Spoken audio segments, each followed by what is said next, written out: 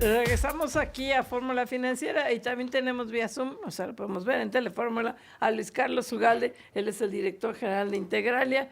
¿Cómo estás, Luis Carlos? Un feliz año antes que nada. Felicidades, Luis Carlos. Igualmente, Buenas Mari noches, Carmen, gracias felicidades, por Luis invitarme a Carlos. platicar. No, gracias. Pues cada año publican ustedes en Integralia los riesgos políticos para 2026 y desafortunadamente le atinan. Entonces, cuéntanos cómo son estos riesgos que estás viendo para este inicio de año que, pues, por lo menos a mí me sorprendió lo complicado que está iniciando.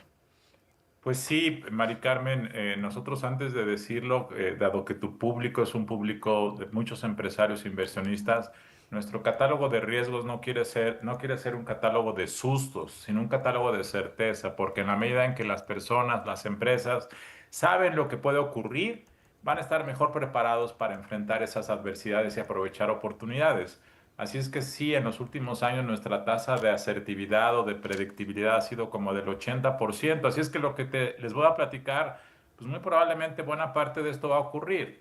Y básicamente los riesgos que vemos son, uno, el tema de concentración del poder, que está avanzando. El gobierno quiere hacer una reforma electoral, que va a presentarse seguramente en los próximos días. Y que lo que puede ocurrir es que acabe debilitando al INE y acabe generando menos competencia. Y cuando en un país hay menos competencia, cuando solo gobiernan unos y tienen todo el poder, sabemos que abusan del poder, se equivocan y a las empresas y a los inversionistas eso no les gusta. Ese es el riesgo número uno que vemos este año. El riesgo dos, que ustedes han hablado mucho en los últimos días y semanas y meses, es el tema de la revisión, renegociación del TEMEC. Pensamos como muchos que finalmente se va a ratificar y que México en términos relativos va a quedar bien parado, quizá no tan bien parado como ahora, pero va a ser un año de incertidumbre. Y eso va a generar un tema que es nuestro riesgo 3, de que vemos que la inversión se va a mantener débil, semi-estancamiento de la economía. Estamos viviendo una contradicción fundamental del gobierno de Sheinbaum. El gobierno de Sheinbaum está haciendo un esfuerzo muy importante por cortejar a los empresarios para que inviertan, pero por otra parte tiene ahí unos dragones sentados en la sala que se llama reforma judicial, polarización, una visión estatista de la economía, desaparición de órganos autónomos y todo esto genera temor. Y ahora además le puede sumar la reforma electoral. Ojo, a las empresas que haya o no democracia es algo secundario.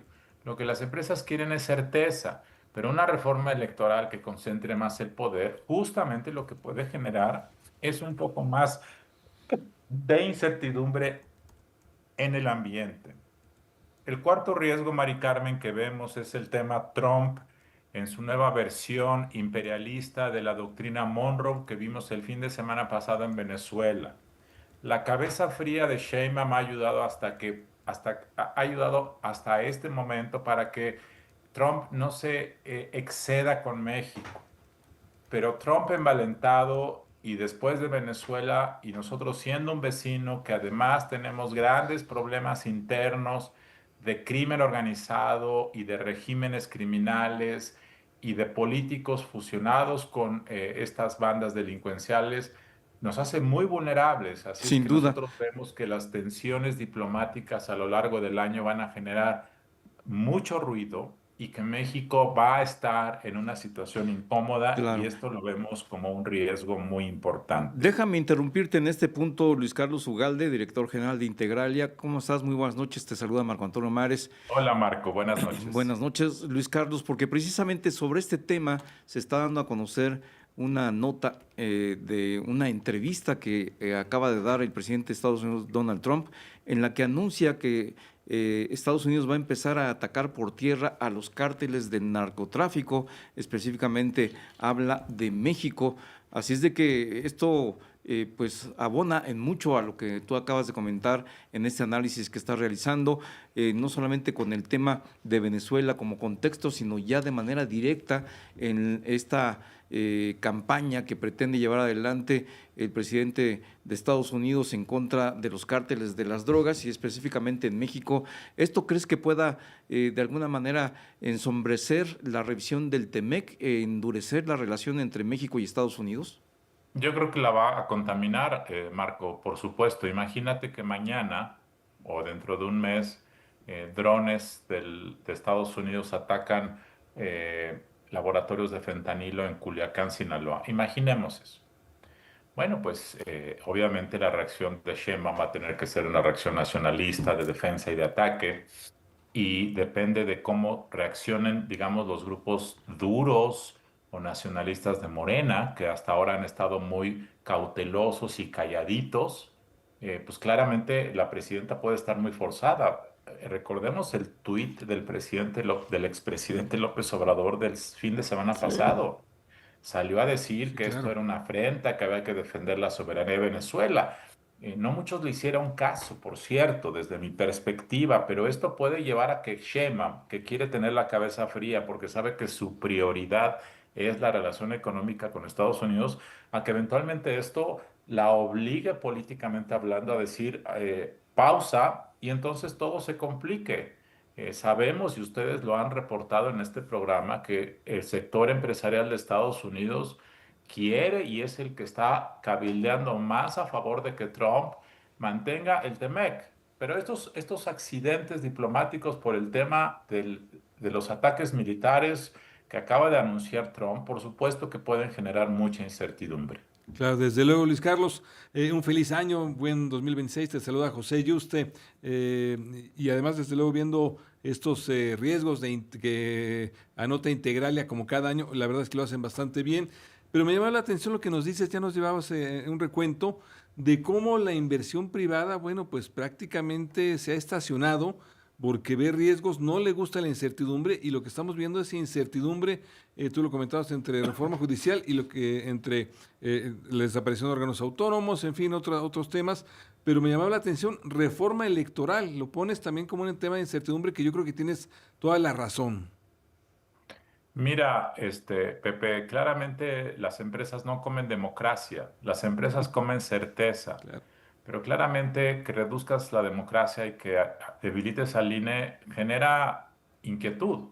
Yo he platicado con muchos líderes empresariales en los últimos meses y todos ellos están preocupados por la reforma electoral, porque claramente saben que al final del camino, cuando una persona, un grupo, un gobierno concentra todo el poder y no hay nadie que le diga que no, pues se cometen muchos errores. Veamos todos los errores de proyectos de inversión que cometió el presidente López Obrador porque no había nadie que le pudiera decir que no. Entonces ese es un tema y la reforma electoral va en ese sentido, por supuesto. Entonces yo creo que la gran contradicción del gobierno de Sheinbaum es que, a diferencia de López Obrador, corteja a los inversionistas, sabe que requiere el crecimiento, pero por otro lado le da de comer al elefante que está sentado en la sala, que se llama reforma judicial, órganos autónomos, Claro. polarización. Es contradictorio, no combina y por eso, aunque los empresarios van a la mañanera y le dicen vamos a invertir tanto, la verdad es que ustedes lo saben,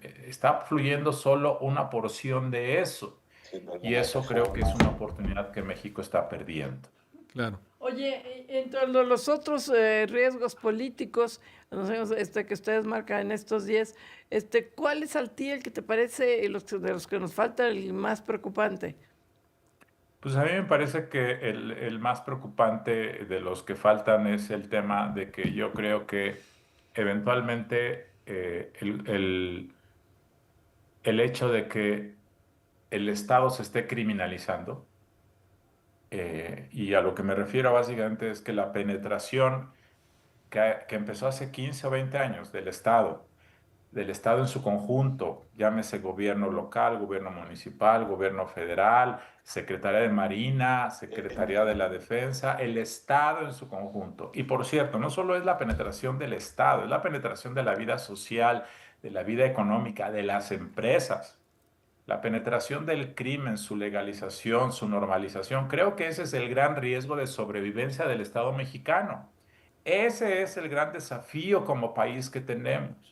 Y yo noto que por una parte Sheinbaum ha decidido profesionalizar el combate a los delitos con Harfush, que es un profesional en la materia, y efectivamente lo están haciendo bien. Pero este es otro tema más profundo, que es, vas a ir detrás de la barredora con todo lo que eso implica, de que tienes que romper con tus aliados, con gente de tu partido, incluso con el expresidente, o no. Porque si la respuesta es no, entonces vamos a lo mejor a contabilizar menos homicidios, pero estos regímenes criminales donde ya no sabes dónde acaba el Estado y dónde empieza el crimen organizado es un fenómeno expansivo que ha ocurrido en muchos lugares del mundo. Y yo creo que la criminalización del Estado mexicano, de los gobiernos en México, es el gran desafío del país. Sin duda, Luis Carlos, y bueno, pues hay una relación directa entre la incertidumbre, la inseguridad, la caída de la confianza del consumidor, la caída de las inversiones. Luis Carlos, en este 2026, ¿ves algún atisbo que pudiera ayudarnos a salir de este que parece un círculo vicioso?